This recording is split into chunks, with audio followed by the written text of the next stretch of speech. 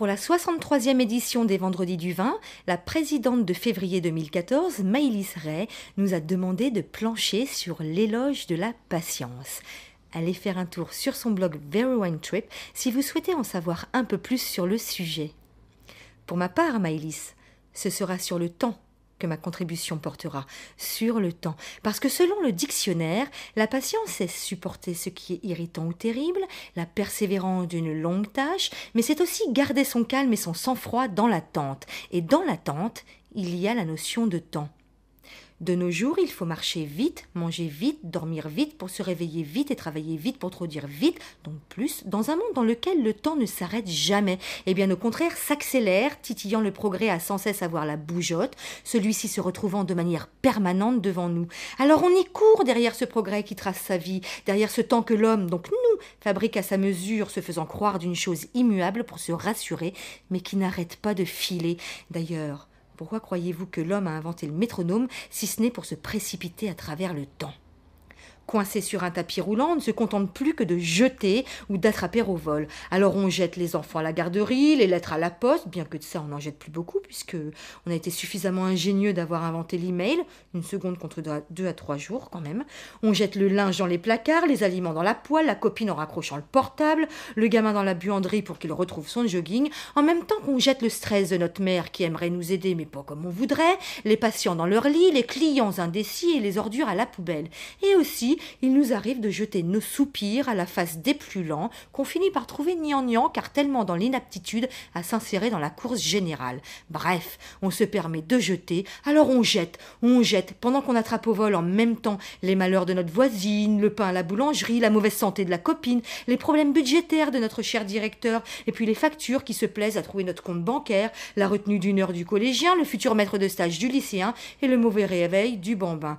Il suffit d'aller dans le métro à Paris ou ailleurs aux heures d'affluence. Pour le coup, on est entraîné sur un tapis roulant collectif et là, si l'on ne marche pas à la même allure que les autres, on finit par se perdre dans le brouhaha des pas incessants de nos congénères qui finissent par nous bousculer, voire nous écraser sans aucun scrupule. Alors moi, je n'habite pas à Paris, mais je dis stop. Enfin non, mon corps a dit stop. Moi, je n'ai pas dû être assez intelligente pour ça. Eh bien oui, mon corps a frappé un jour à la porte de mon cerveau pour lui dire « Eddie, tu ne crois pas que tu exagères un peu là ? Tu fais ce que tu veux, mais moi je ne te suis plus. Hein. Stop, basta !» Alors en moi, il a bien fallu que je m'arrête. Sans mon corps sur cette terre, je ne suis plus rien. Donc oui, dans la patience, il y a la notion de temps. Ne pas prendre le temps, c'est accepter de ne pas être patient, donc d'être impatient. Et c'est là qu'on perd patience.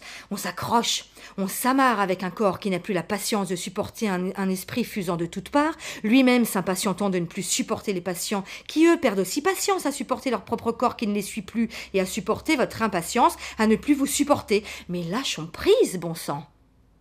Donc, c'est après avoir dormi pendant 3 jours pour redonner du corps à mon corps, ou plutôt pour cesser ce corps à corps entre mon corps et mon esprit, que je me suis versé un verre de vin. Eh bien oui, il ne faut pas pour autant perdre ses bonnes habitudes.